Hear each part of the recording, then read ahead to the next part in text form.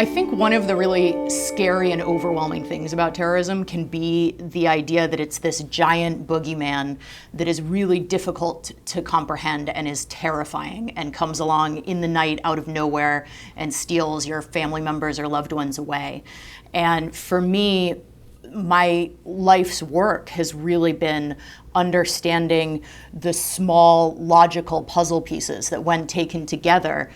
create that boogeyman, so that you can take it apart into manageable pieces and actually begin to understand what drives these inconceivable actions. So when you take this overwhelming boogeyman of terrorism and you begin to tease it apart based on the data and look for patterns that turn up again and again each time a terrorist plot is planned in a different territory throughout the historical data,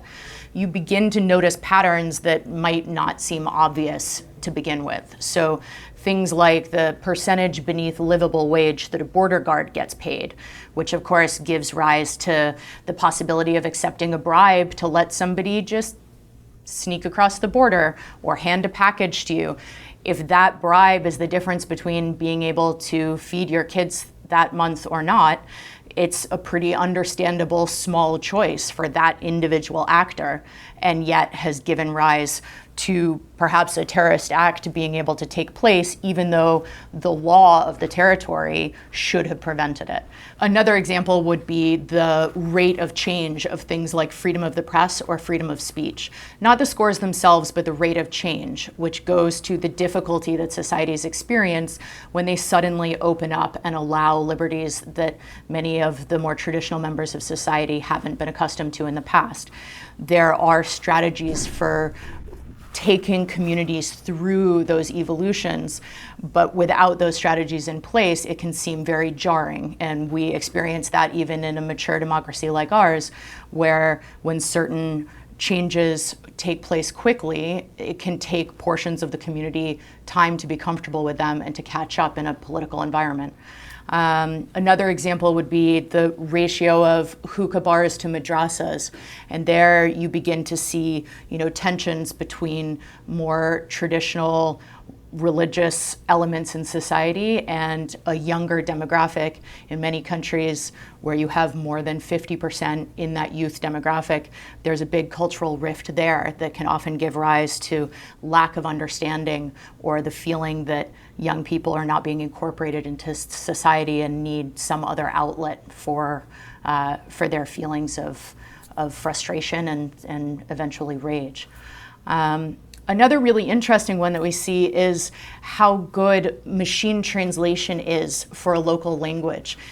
So often we think that libraries in the olden days and now the provision of hardware and internet access points can be a great tool in the fight against extremism. All of a sudden, young people in a given area have access to the sum total of human knowledge. How great is that? And yet, if the language that's spoken, the dialect in that region, is not very well translated by Google Translate or other artificial intelligence programs, then really access to the internet for the majority of young people who don't necessarily speak another language or dialect is not terribly meaningful, because they're generally seeing sites that for small dialects are actually created in their vicinity and may not offer perspectives that are particularly different from what they're hearing around them in a given day.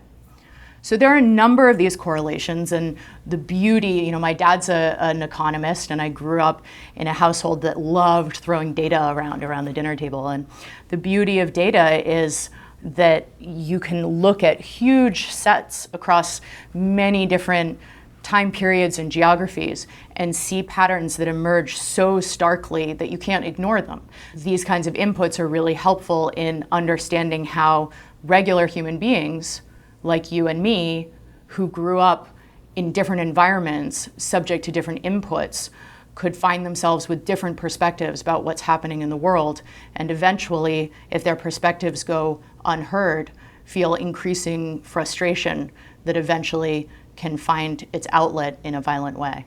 Well, one of the things that I think is very interesting, outside of those just being intellectually interesting, one of the practical applications of that kind of study